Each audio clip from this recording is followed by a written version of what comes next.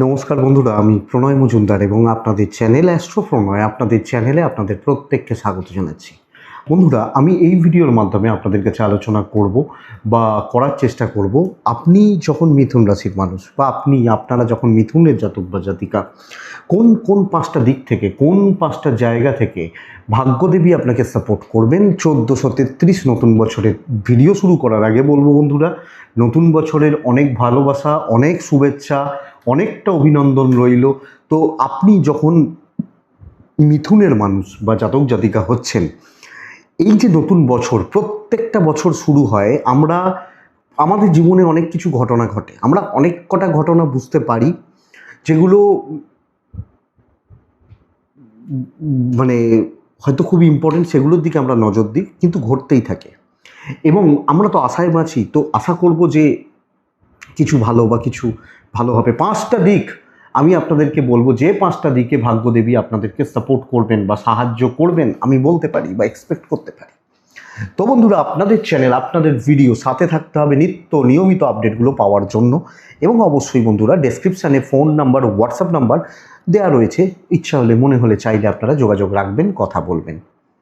তাহলে চলুন, আপনি যখন মিথুনের একজন মানুষ বা আপনি যখন মিথুন রাশির জাতক বা জাতিকা, এই যে নতুন বছর, বাংলা বছরের কোন পাঁচ দিক থেকে ভাগ্যদেবী আমাদেরকে সাপোর্ট করবেন মিথুনের ক্ষেত্রে, বছর শুরুতে পাঁচটা স্পেশাল দিকের কথা আমি বলবো। কিন্তু দেখুন, এগুলো চলার পথের বন্ধু, ভালোগুলোকে বার করতে হবে।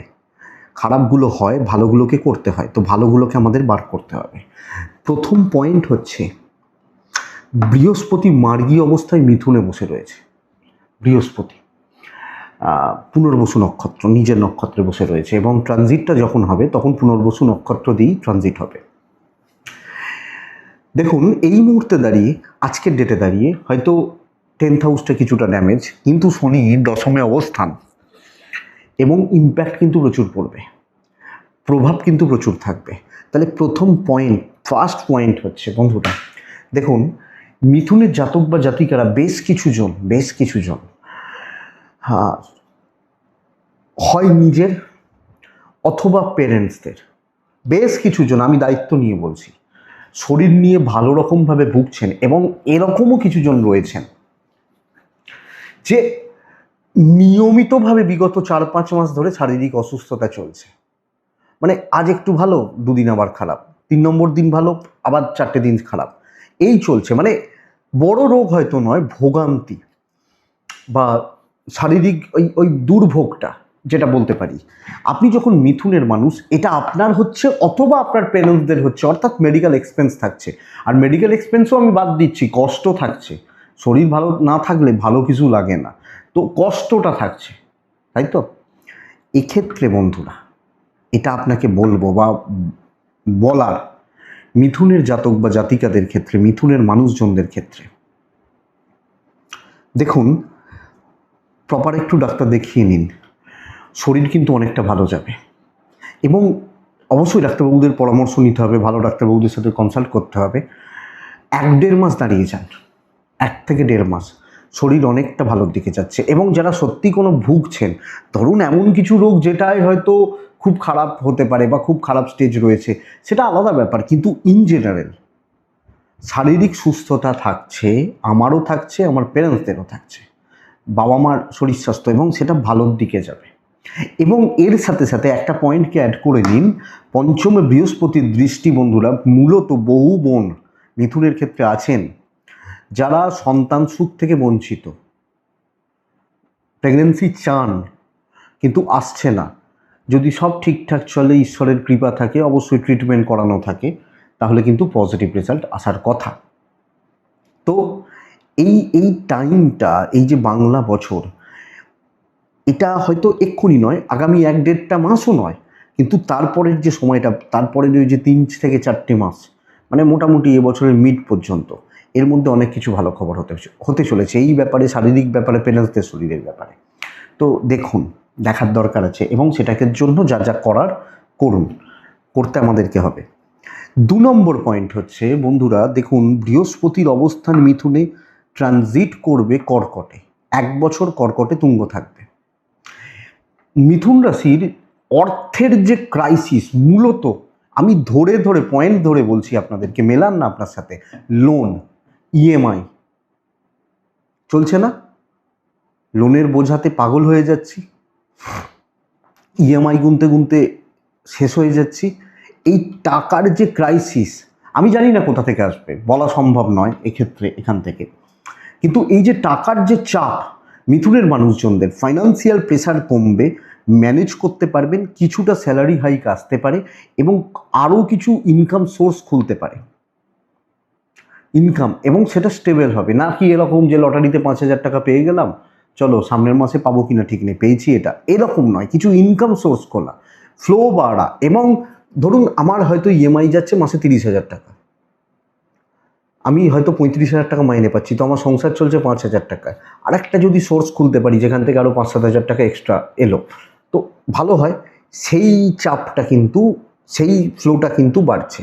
তো এবছরে ফাইন্যান্সিয়ালি আপনি অনেক বেশি স্ট্রং অ্যান্ড স্টেবল জায়গা দিকে যাচ্ছেন।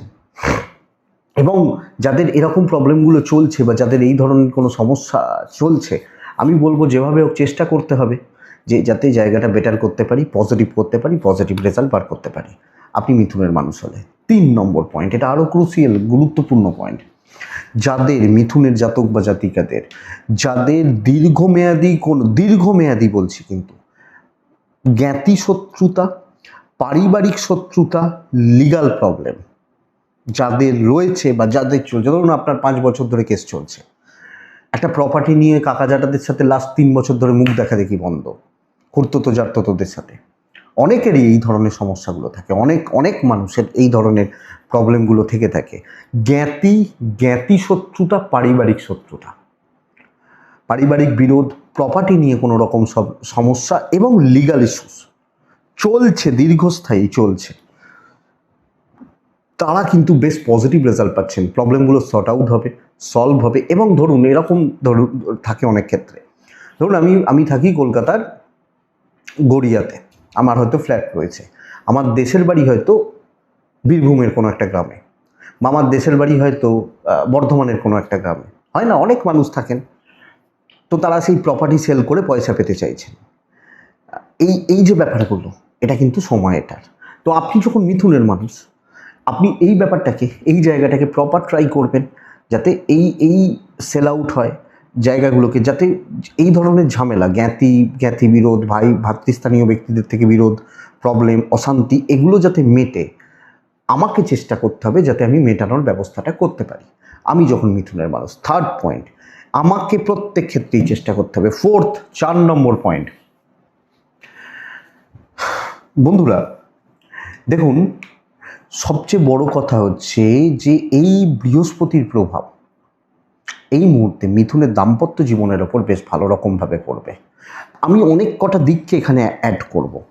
এক হচ্ছে, হাজব্যান্ড ওয়াইফের সম্পর্ক স্থিতিশীল চলছে, নর্মাল চলছে, মানে এরকম হবে না যে সেই একদম বিশাল কিছু ব্যাপার, এরকম জায়গা নয়, স্থিতিশীল চলছে, ভালো চলছে বা ভালোর দিকে যাচ্ছে স্বামী স্ত্রীর বন্ডিং বা সম্পর্কগত দিকগুলো। কিন্তু ধরুন যাদের খুব খারাপ সম্পর্ক রয়েছে, রেগুলার অশান্তি, এরকম বহু মানুষ আছে, বিশ্বাস করবেন না, আমি এগুলো দেখি, আমরা তো এগুলো দেখি তাই বলতে পারি, মানে রীতিমতো গালিগালাজ চলে নিজেদের সম্পর্কের মধ্যে একে অপরকে। যাদের একটু ঠিক করার ব্যবস্থা চেষ্টা করছেন, মোটামুটি একটা সমঝোতার জায়গা তৈরি হবে।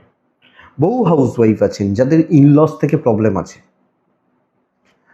কিছুটা হলেও শান্তি পাবেন, সেটা হয়তো আলাদা হতে পারে, হাঁড়ি আলাদা হতে পারে, বাড়ি আলাদা হতে পারে, কিন্তু ওই ঝুট ঝামেলাগুলো ক্লিয়ার হয়ে যাবে।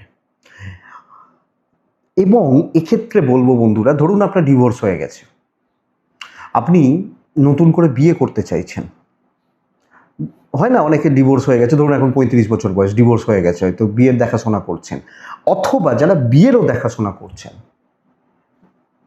লাস্ট 2 বছর ধরে দেখাশোনা করছিলাম, বিয়ে ঠিক হচ্ছে না, এই যোগাযোগটা হতে পারে মিথুনের মানুষজনদের ক্ষেত্রে। এবং বিয়ের যোগাযোগ, বিয়ের কথাবার্তা, এটা কিন্তু বেশ পজিটিভ রেজাল্ট দেবে, এই দিক বা এই জায়গাটা বেশ পজিটিভ রেজাল্ট দেবে। তো আপনি যখন মিথুনের মানুষ, তো বিয়ের ব্যাপার, বিয়ের দেখাশোনা, বিয়ের যোগাযোগগুলো অবশ্যই কন্টিনিউ করুন বা দেখুন। এবং কম বেশি প্রেম সুখ দেবে। মানে আমি প্রেম করছি, প্রেমে রয়েছি বা প্রেমের ব্যাপার রয়েছে, ভালোই চলছে, প্রেমটা বিয়েতে কনভার্ট করতে চাইছি, কিছু জনের ক্ষেত্রে অসুবিধা হতে পারে, কিন্তু ইন জেনারেল বলছি, ওই যে প্রেম এবং দাম্পত্য নর্মাল থাকছে, কিন্তু যাদের একটু স্পেশাল কেস বেশ ভালো রেজাল্ট পাচ্ছেন, বেশ ভালো ফল পাবেন আপনি মিথুনের মানুষ হলে। বন্ধুরা, লাস্ট পয়েন্টে আসবো, সেটা হচ্ছে যে এই মুহূর্তে দাঁড়িয়ে দ্বিতীয়ায় বৃহস্পতি ঢুকবে, অপরদিকে আমি পুরো বছরের কথা বলছি তো, অষ্টমে রাহু ঢুকবে এবং সেকেন্ড হাউসে কেতু ঢুকবে। একটা গুরুচণ্ডাল দোষ তৈরি হবে। এটা তৈরি হবে দ্বিতীয় ভাবের ওপর, সেকেন্ড হাউসের ওপর, মিথুনের মানুষজনদের জন্য। যদিও বৃহস্পতি এক্ষেত্রে তুঙ্গ, কর্কটে তুঙ্গ হয়, কিন্তু কেতুর সাথে যুক্ত হয়ে বসবে। এই কেতু বৃহস্পতির যোগ আপনাকে দুটো দিক তো খুলে দেবে। এর খারাপও জায়গা আছে, সেটা আমি অন্য ভিডিওতে বলবো, কিন্তু দুটো ভালো দিক তৈরি করবে। এক হচ্ছে আপনি আধ্যাত্মিকতার পথের প্রতীক হতে পারেন। আধ্যাত্মিকতা, দেবদ্বীজে ভক্তি, ধর্মকর্ম করা এবং ধর্মের ট্যুর, মানে কাশী, বৃন্দাবন, মথুরা, ধর্মের যে ট্যুরগুলো রয়েছে, এটা ফ্যামিলি নিয়ে কিছু ট্যুর, ঘোরা বেড়ানো লেগে থাকবে এবং আধ্যাত্মিকতা রিলেটেড অনেক কটা কাজ আপনাকে করাবে এই দ্বিতীয় বৃহস্পতি কেতুর যোগ। মন্দির তৈরি করা, ঠাকুর দেবতার প্রতি ভক্তি আসা, ধর্ম কোনো প্রতিষ্ঠানের সাথে যুক্ত হওয়া, আধ্যাত্মিকতার সাথে যুক্ত হওয়া, এগুলো করবে। অর্থাৎ এই যে জায়গাগুলো না, এগুলো আপনাকে অনেকটা মানসিক তৃপ্তি বা শান্তি দিয়ে যাবে আপনি মিথুনের মানুষ হলে। তো এই পাঁচটা পয়েন্ট এবং ঈশ্বর ভক্তি, আর যারা সত্যি এই পথের প্রতীক হচ্ছেন, কিছু অনুভূতি আসে। কি অনুভূতি আছে আমি বলবো না, এগুলো প্রাইভেট ব্যাপার, প্রাইভেট কথাবার্তা, কে কি অনুভূতি পান এবং বলা উচিত নয়। সব ধরনের অনুভূতিগুলোই উচিত নয়। তো এই পাঁচটা পয়েন্ট আপনি মিথুনের মানুষ হলে ক্র্যাক করার ব্যবস্থা করতে হবে এবং এই পাঁচ দিক থেকে ভাগ্যদেবী আপনাকে সাপোর্ট করছেন। পাঁচ ভালো আপনার জন্য অপেক্ষা করছে হয়তো এবছর। তিনটে নক্ষত্র, মৃগশিরা, আদ্রা এবং পুনর্বসু। মৃগশিরা নক্ষত্রে লাইফে চলতে থাকা ট্রেস, টেনশন কমছে। আদ্রা নক্ষত্র, যারা খুব একলা, লোনলিনেস গ্রাস করে, বন্ধু পাবেন, মন খুলে কথা বলার মানুষ পাবেন। সেটা বিপরীত লিঙ্গও হতে পারে, অসমবয়সও হতে পারে, কিন্তু পাবেন। পুনর্বসু নক্ষত্রের জাতক বা জাতিকারা, পুনর্বসু, আটকে থাকা কোনো কাজ, দীর্ঘস্থায়ী কোনো জটিলতা, দীর্ঘদিনে চলতে থাকা কোনো টেনশন কমতে পারে। এটুকুই থাক বন্ধুরা। আশা করছি ভিডিওটা ভালো লাগলো, ভালো হয়তো লাগবে, চলতে কিছুটা সাহায্য বা সাপোর্ট করবে। তো এটুকুই থাক। আপনারা ভালো থাকুন, বছরটা ভালো করে কাটান, পরিবার নিয়ে, আছের মানুষজনদের নিয়ে শান্তিতে থাকুন। নমস্কার।